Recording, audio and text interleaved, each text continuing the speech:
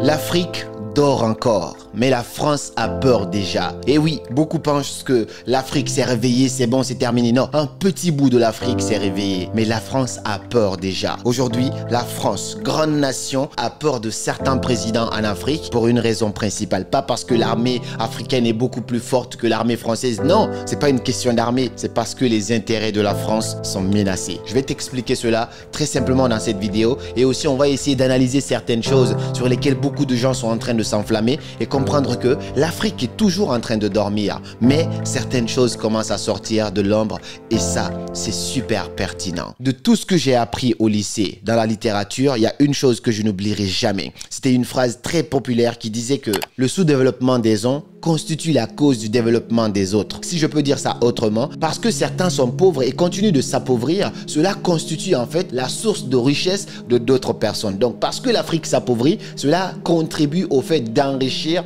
l'Europe et plus particulièrement la France. La question que l'on se pose, que tout patriote africain devrait se poser, en tout cas qui va remettre beaucoup de choses en question, c'est que on a dit que la colonisation c'est terminé, l'esclavage, tout ça c'est aboli. Depuis la fin de la Deuxième Guerre mondiale, l'esclavage, beaucoup de pays en tout cas en Afrique ont eu leur indépendance. Ok, on est indépendant, mais comment ça se fait que dans beaucoup de pays africains aujourd'hui, on est en train d'utiliser le franc CFA, donc la monnaie de ceux qui nous ont colonisés. Mais c'est pas tout. La question qu'on se pose, c'est pourquoi dès qu'il y a un conflit en Afrique, dès qu'il y a un problème dans un pays, au Niger, au Burkina, en Guinée, la France se mêle. Le président parle à la télé dans son pays pour dire rétablissez l'ordre, rendez le pouvoir, faites ceci, faites cela. Donc, il donne des ordres pour un autre pays, alors que on dit qu'on est entre guillemets indépendant. L'autre question qu'on se pose, c'est comment ça se fait que la France a des militaires dans beaucoup de pays en Afrique, alors que ces pays en Afrique n'ont pas de militaires. Comment ça se fait que dès qu'un petit groupe de personnes se réveille par rapport au néocolonialisme, par rapport à pas mal de sujets pertinents entre les relations France-Afrique, directement la France commence à flipper et la France ne dort plus sur ses deux oreilles. C'est ce qu'on va essayer d'élucider ici dans cette vidéo. Je sais que je ne suis pas suivi que par des Africains, j'ai beaucoup d'amis français, mais beaucoup de gens ne comprennent pas la réalité qui se cache entre les relations France-Afrique. On va essayer de énumérer certaines choses ici parce que les réponses à toutes ces questions que l'on se pose sont énormes. Mais si au moins on peut avertir, informer et aussi élucider certaines informations pour que ça soit clair pour chacun, eh ben on le fera avec grand plaisir. Alors aujourd'hui, une petite partie de l'Afrique commence à se réveiller par rapport au néocolonialisme, par rapport à la stratégie de la France pour piller l'Afrique. Et comme ces quelques présidents ou si quelques gens de l'armée ont compris cela, ils font des coups d'État pour enlever les marionnettes qui sont au pouvoir et qui sont manipulées en fait par des présidents ici en Occident. Est-ce que vous avez remarqué que dès qu'un président est élu, entre guillemets démocratiquement, alors que honnêtement, je pense qu'il n'y a jamais de démocratiquement en Afrique parce que dès que c'est comme ça, même si le président qui sort doit partir, il va toujours faire en sorte que le président qui revient va servir les intérêts de ceux qui sont au-dessus de lui. C'est souvent ce qui se passe. Donc dès que les gens ont compris ça, ils essayent de faire des coups d'État. Vers les 2021 septembre, un certain Alpha Condé était au pouvoir, on l'a enlevé et il y a l'armée qui s'est positionnée là. Ensuite au Burkina Faso, il s'est passé la même chose, un coup d'État. Au Mali, c'est passé la même chose ou même pire encore, des gens qui étaient prêts à arrêter même la langue française comme langue officielle de leur pays. Tout ça, c'est super intéressant à voir. Mais là, récemment, on a vu que le Niger a fait un coup d'État pour enlever leur président. J'ai vu dans les médias occidentaux en disant que celui qui a fait ce coup d'État-là, il était juste dans la peur de perdre son poste. Du coup, il a fait un coup d'État pour sauver en fait sa peau. Mais comment on peut faire un coup d'État pour sauver sa peau, sachant que c'est là que tu risques en fait de laisser ta peau? Bref, comprenez une chose. Il y a des frères comme les Kémy Séba, comme les Nathalie Yam, qui ont compris beaucoup de choses qui se passaient dans la stratégie France-Afrique, qui ont commencé à se battre contre cela. Et quand ils commencent à se battre, certains présidents interdisent même à ces frères-là d'atterrir sur leur sol parce que ça menace leurs intérêts, ça menace l'intérêt de ceux qui sont au-dessus d'eux. Mais quelques présidents, quelques jeunes ont commencé à comprendre cela, notamment le cas qui se passe actuellement au Niger. Et comme le Niger a fait ça, la France n'est plus calme. La France envoie des messages par-ci, contacte la CEDEAO pour essayer d'agir ainsi de suite.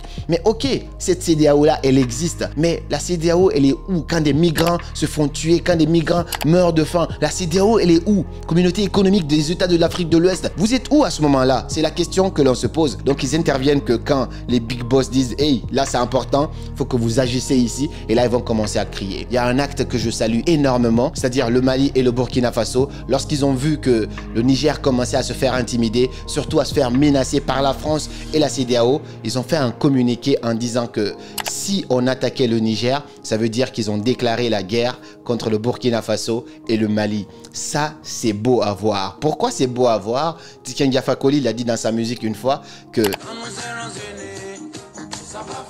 Bref, tu vois un peu ce que je veux dire? Lorsque nous sommes unis, ça fait peur aux autres. Tu veux attaquer mon voisin, je te dis, si tu attaques mon voisin, tu m'attaques moi aussi. Donc, pour ne pas partir en péril, ça ne va jamais se passer. Ils vont s'asseoir et discuter. Donc, ce qui est en train de se passer, je ne suis pas en train de favoriser les coups d'État, ainsi de suite, mais les choses sont en train de changer et ça ne fait pas plaisir en fait aux voisins qui sont de l'autre côté ici. Entre une relation qui a duré plus de 50 ans et 60 ans, mais qui ne favorise toujours pas les uns et en train de favoriser les autres. Tu as une relation avec quelqu'un qui te dit je te prête de l'argent, je te finance, mais tu ne t'en sors jamais. C'est comme si moi tous les jours je te donnais un peu, mais tu ne sors jamais de la pauvreté. Lorsque quelques présidents, c'est même pas toute l'Afrique, c'est juste quelques présidents ont commencé à comprendre ça, ils ont rompu leur relation avec la France et ils ont commencé à nouer de nouvelles relations. Mais dans le fait de nouer ces nouvelles relations-là, il y a aussi quelque chose qu'il faut comprendre là-dedans. Parce qu'aujourd'hui, tout le monde dit ouais mais la France n'est pas bien, bah maintenant c'est l'Afrique et Russie. Hey, on sait que la Russie et la France sont pas forcément amis. Donc l'ennemi de ton ennemi,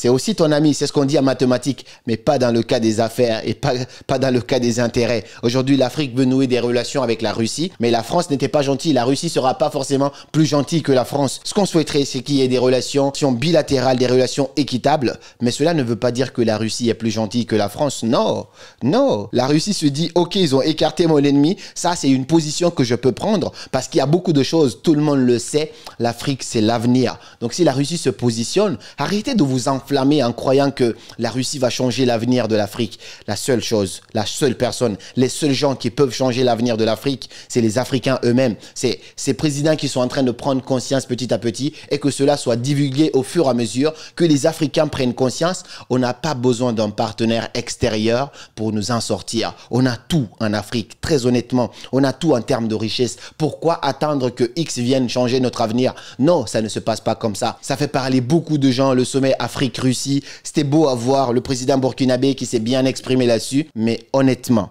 ce qu'on doit attendre de l'Afrique, c'est qu'elle prenne ses responsabilités et qu'elle décide de changer son avenir elle-même. À la fin, ce qu'il faut comprendre, c'est que ce mouvement qui est en train de commencer va se développer au fur et à mesure. Beaucoup de gens commencent à prendre conscience. Et même, ce qui est encore plus beau, c'est que le peuple lui-même commence à prendre conscience que les relations entre la France et l'Afrique ne sont pas des relations équitables et que c'est simplement l'Europe qui est en train de profiter. C'est-à-dire que je vais te donner ça, ça et ça et en contrepartie, moi, je vais profiter de tes richesses. Je vais profiter de tes matières premières pour les transformer et ensuite venir te les revendre encore beaucoup plus cher. Ils ont tellement profité. À un moment, il faut que ça s'arrête. C'est pas encore fini, comme je vous dis. L'Afrique dort encore. Mais si toute la population, si tout le peuple africain, au fur et à mesure, dans chaque pays, commence à se réveiller par rapport à ça et commence à décider du départ de toutes ces marionnettes qui sont à la tête, qui sont en train de servir les intérêts de gens qui sont par ici, l'Afrique peut commencer à dire qu'elle se réveille et à ce moment-là, on peut commencer à écrire une nouvelle page de l'histoire de l'Afrique. Donc ce qui est sûr, c'est que le Niger ne sera pas attaqué parce qu'elle est défendue par le Burkina et le Mali. Mais si d'autres pays africains se mettaient en avant aussi pour soutenir comme ça le Niger, ça serait génial. On espère simplement que ce n'est pas une histoire d'affaires personnelles, ce n'est pas une histoire d'intérêt personnel parce que au-delà du fait que la France a sa part de responsabilité dans le sous-développement de l'Afrique, l'Afrique aussi a énormément de responsabilités là-dedans. C'est des choses qu'on aura peut-être la chance une fois d'aborder ici, des problèmes d'individualisme, des problèmes du fait qu'on est trop dans le show-off, on n'est pas dans le travail, on est tout le temps en train de montrer, faire semblant. Il y a énormément de choses, les gens vivent pour le regard des autres.